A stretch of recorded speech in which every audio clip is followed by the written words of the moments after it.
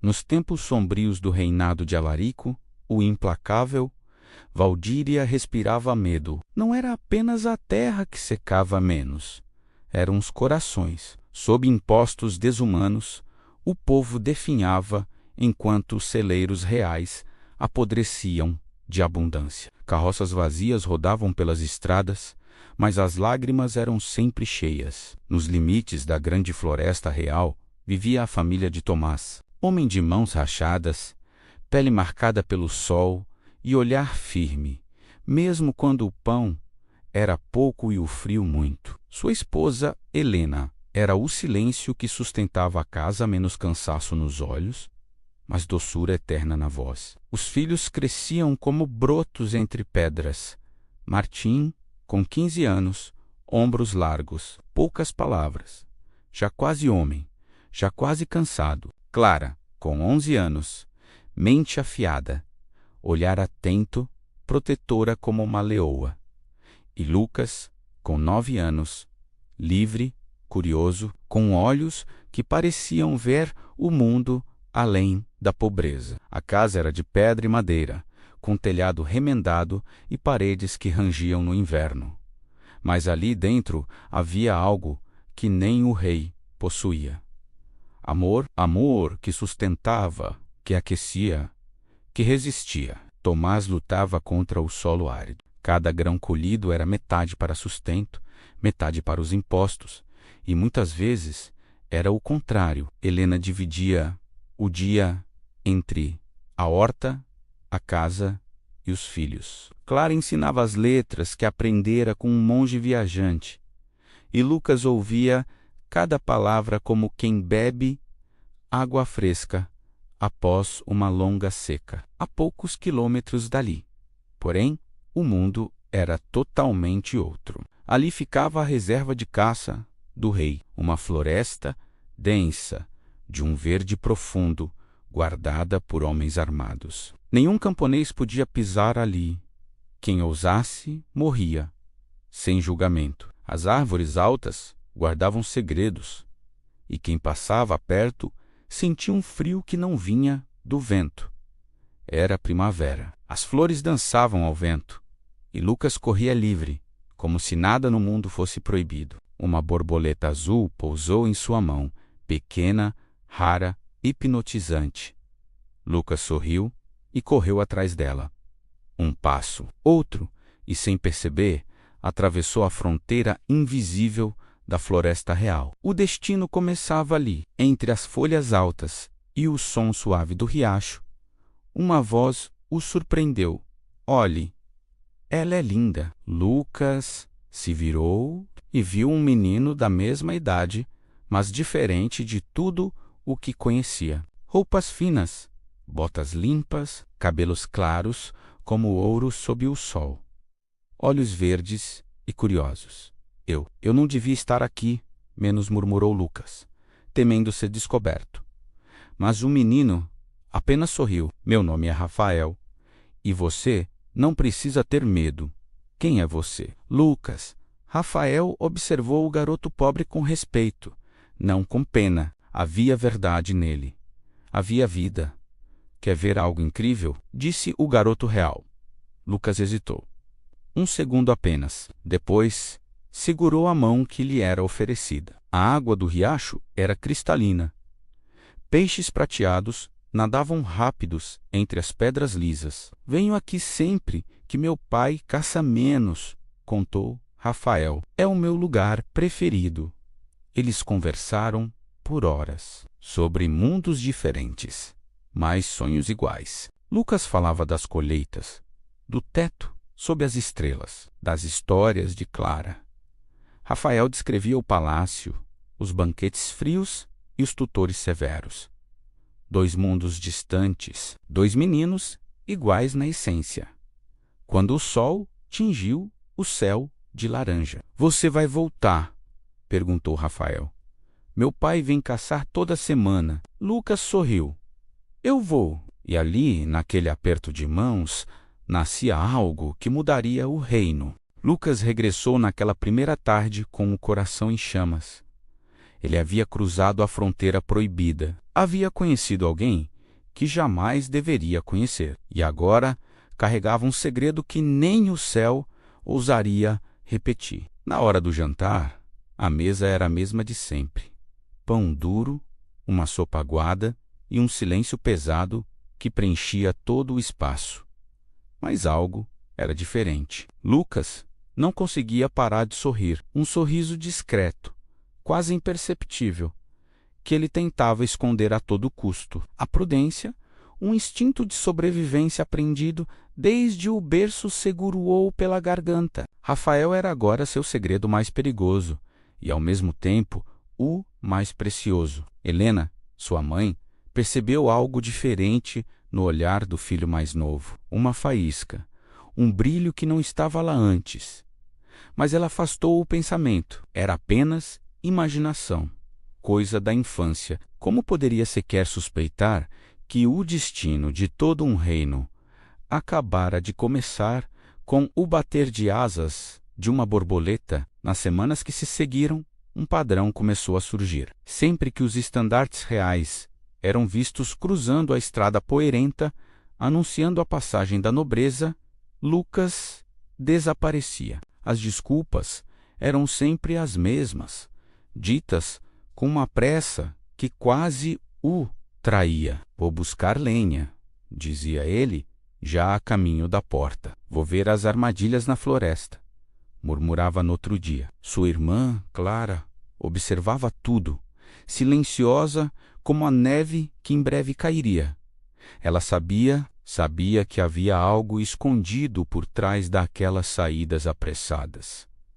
Mas ela confiava no irmão e, com seu silêncio, ela o protegia. No coração da floresta proibida, longe dos olhos do rei e do povo, uma amizade improvável florescia. Rafael, o príncipe, ensinava ao amigo pobre aquilo que seus tutores reais tentavam enfiar-lhe na cabeça com rigidez e disciplina. Histórias antigas de heróis e monstros, segredos sobre mapas e reinos distantes, e como ler as estrelas e as constelações que, segundo eles, guiavam os reis. Lucas, em troca, ensinava ao príncipe as lições da sobrevivência, coisas que nenhum livro de palácio poderia conter. Mostrava como diferenciar plantas curativas de venenos mortais, com um simples olhar. Ensinava-o a rastrear animais e, mais importante, a ouvir o silêncio da mata, a entender a linguagem secreta da floresta. Mostrava como erguer um abrigo seguro, usando apenas galhos e o próprio instinto. Eram dois mundos completamente diferentes, colidindo para formar um só aprendizado. A amizade se aprofundava a cada encontro, a cada segredo compartilhado, até o dia em que Lucas reuniu coragem para perguntar o que ninguém em todo o reino ousava sequer pensar. Rafael, por que seu pai é tão cruel com o nosso povo? A pergunta pairou no ar, pesada e perigosa. O príncipe baixou a cabeça, o peso da coroa de seu pai parecendo recair sobre seus jovens ombros. Ele diz que os reis devem ser temidos, não amados, respondeu ele, com a voz embargada. Ele acredita que a bondade é uma fraqueza.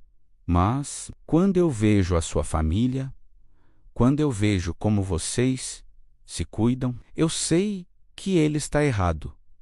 Naquele instante, algo mudou. A amizade deixou de ser apenas uma diversão de criança, um escape da realidade. Tornou-se uma aliança, um pacto silencioso, selado entre um camponês e um príncipe, no coração de uma floresta proibida. Os anos passaram como folhas de outono levadas pelo vento. Lucas e Rafael chegaram aos 13 anos. Já não eram mais crianças, mas jovens fortes, moldados por seus mundos opostos. Mas naquele ano, o inverno não veio como uma estação. Veio como um inimigo. A neve caiu alta e impiedosa, cobrindo os campos mortos com um manto branco e silencioso. Era o silêncio da fome. Numa noite fria, Tomás, o pai de Lucas, reuniu a família ao redor do fogo fraco, cujas chamas mal conseguiam afastar a escuridão. Sua voz era grave, carregada de desespero. Os coletores de impostos do rei chegam em 3 dias. Nós não temos como pagar. Eles vão tomar nossa terra.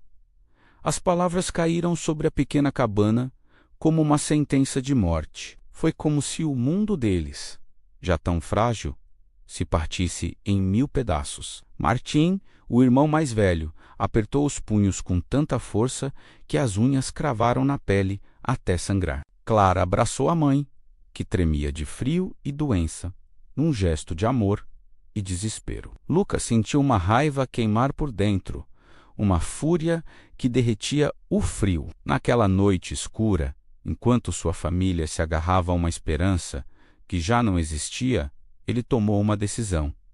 Ele faria o impossível. Ao amanhecer, antes mesmo que o primeiro raio de sol tocasse a neve, ele correu, mas não correu para a floresta, para seu refúgio secreto. Correu em direção ao palácio. Ele nem chegou perto dos portões. O golpe veio rápido, brutal.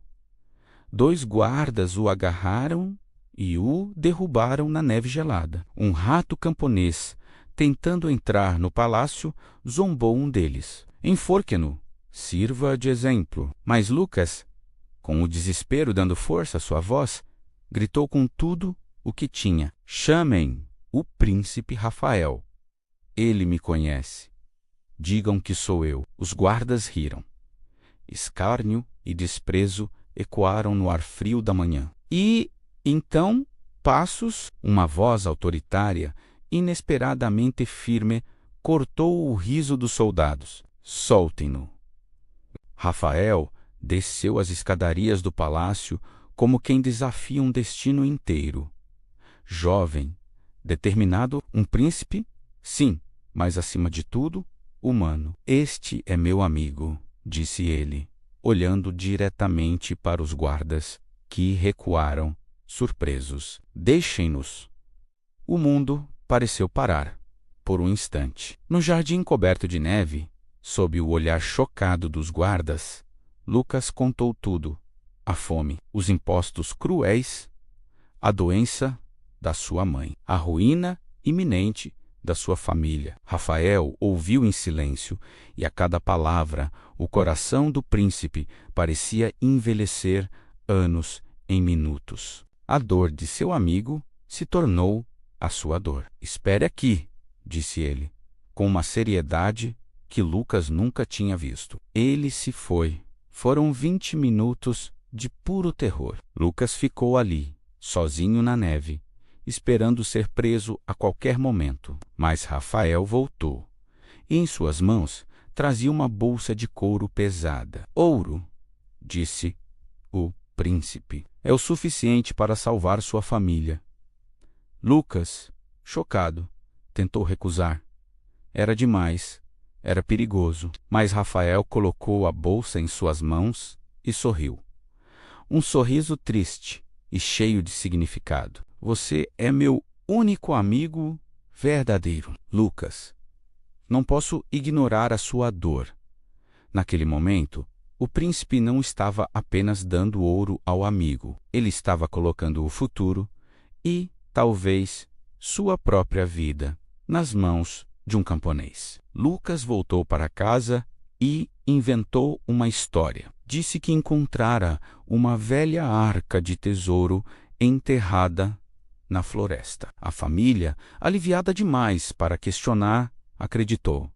Eles sobreviveram àquele inverno. Mas nem todos os olhos são cegos. Drácon, o capitão da guarda, uma sombra leal e implacável do rei, viu tudo e relatou cada detalhe ao seu mestre. O rei Alarico chamou o filho aos seus aposentos. O ar estava gelado, mais frio que qualquer inverno. Ouvi dizer que você recebeu um camponês hoje, disse o rei, a voz cortante como vidro. Ele estava perdido. Eu só o ajudei a encontrar o caminho, mentiu Rafael.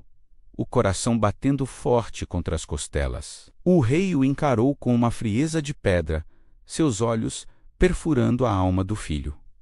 Lembre-se disto, Rafael. Um rei não ama. Um rei é temido. Cuidado com amizades que envergonham a coroa. A ameaça pairava no ar, mas era tarde demais. Rafael já havia escolhido o seu lado, mesmo que isso custasse a própria coroa. 5 anos se passaram.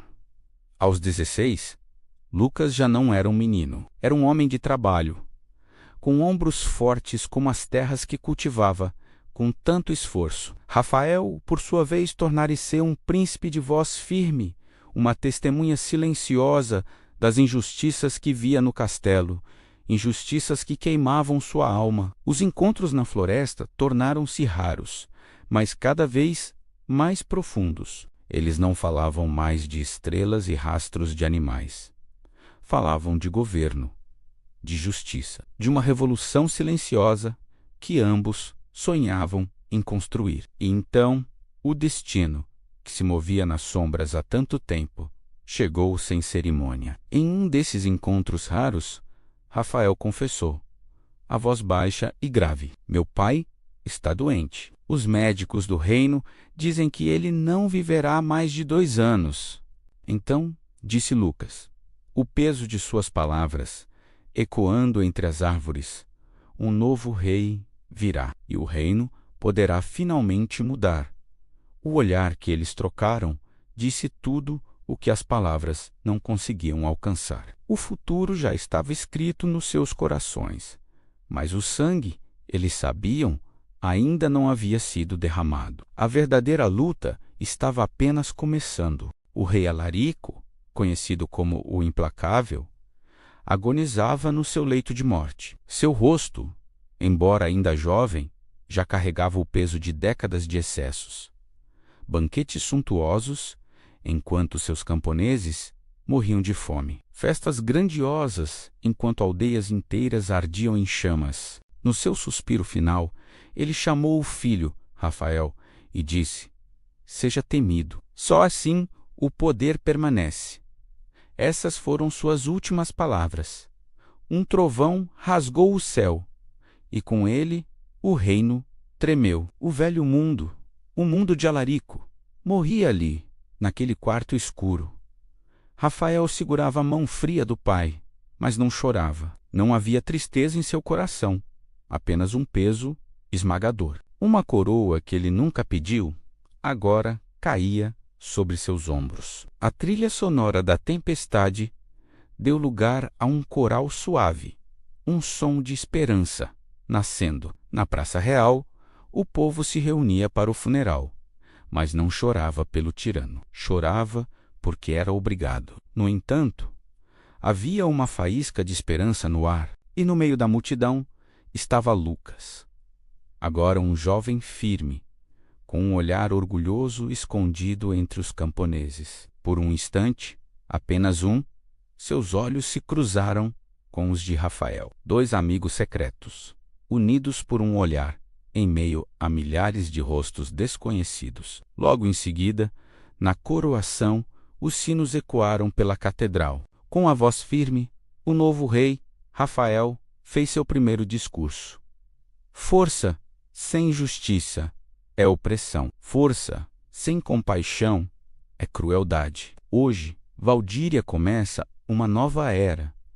Naquele momento, a nobreza se contorceu em seus assentos. Os velhos alicerces do poder começaram a tremer. As primeiras reformas não tardaram a chegar. Na sala do conselho, entre os nobres reunidos, o clima era tenso. Rafael reduziu impostos, libertou as florestas reais para o povo e abriu os celeiros do reino para acabar com a fome. O duque Marbério, um homem gordo, adornado em ouro e venenoso como metal corroído, bateu o punho na mesa.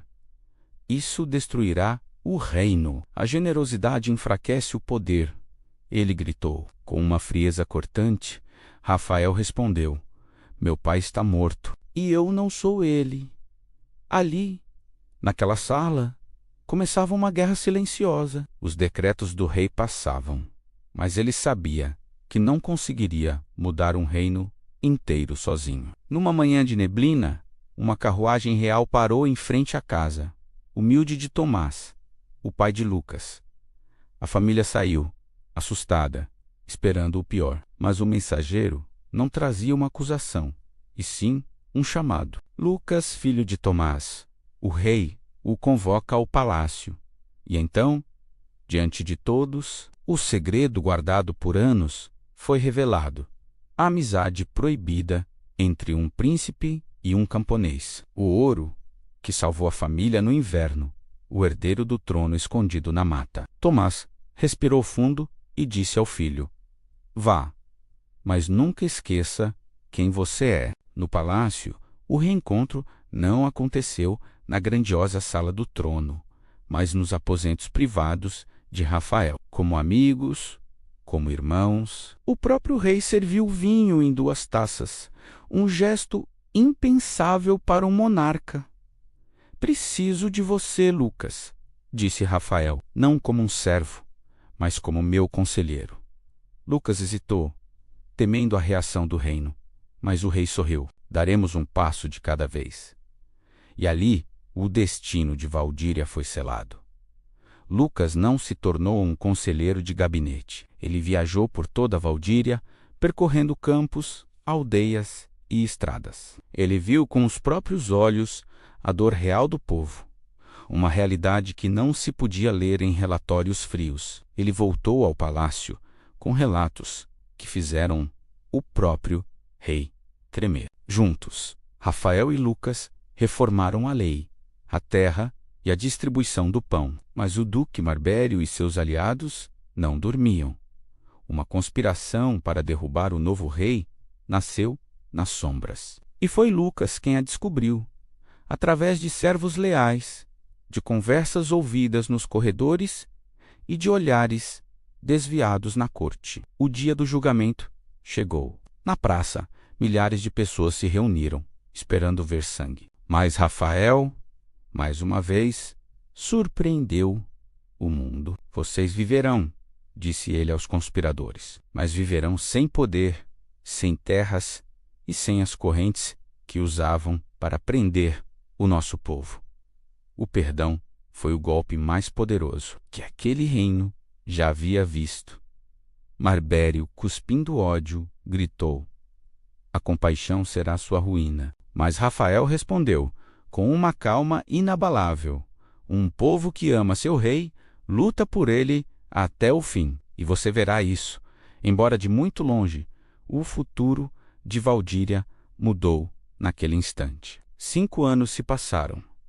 O reino floresceu. Escolas surgiram onde antes havia miséria.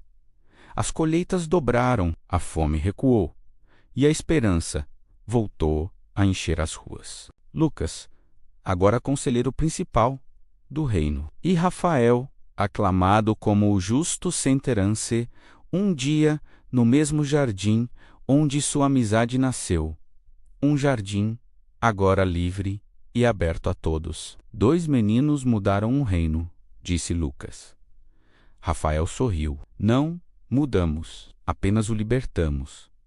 A cena final nos leva a um parque ensolarado, cheio de crianças correndo e rindo. Os filhos de Rafael e Lucas, juntos, perseguem uma borboleta azul da mesma cor, com o mesmo voo daquela que uniu seus pais anos atrás. "Eles talvez nunca entendam como era antes", comentou Lucas, observando a cena. "E isso significa que vencemos", respondeu o rei. A câmera sobe, mostrando o sol banhando uma Valdíria dourada e próspera. Tudo começou com uma borboleta e terminou com um reino restaurado pela amizade.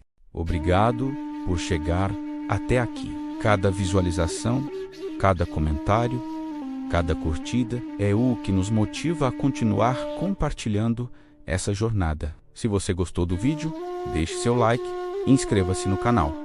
Que Deus lhe abençoe grandemente. Até a próxima história.